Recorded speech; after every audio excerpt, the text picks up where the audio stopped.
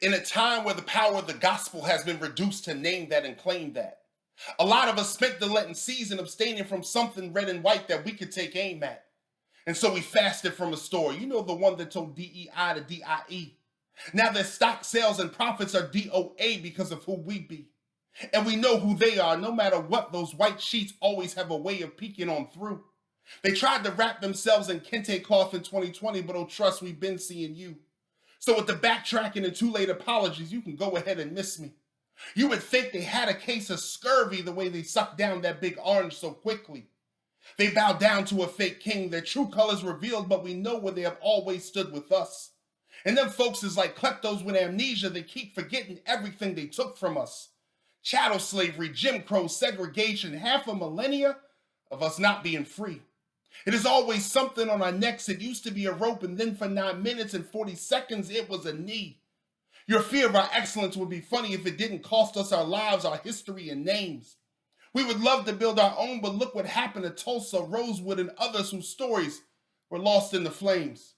We don't even want the 40 acres and a mule, just return all the land that you stole. And since we'll never get our reparations, we will just have to target what is owed.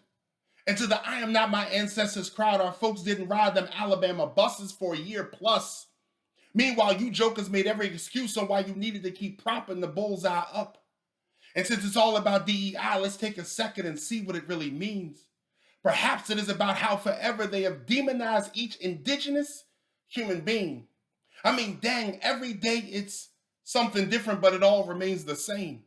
Woke, CRT, it's all the same racism, just dressed up with a new name. Don't ever insinuate that what we have you don't wish you could create. Because in this country, doesn't everything include us if it's great?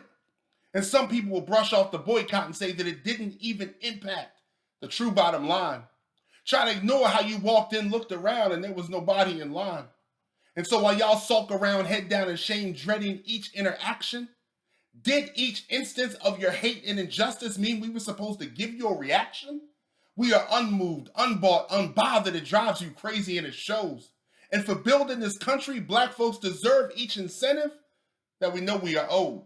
And since you don't want to give it, we will just have to show you our worth. And once again, this movement has been brought to you by the Real Black Church. So may your aisles be empty, your shelves full, and your profit sheets low. And I hope you realize what you lost won't be balanced out by how much you got in return for selling your soul.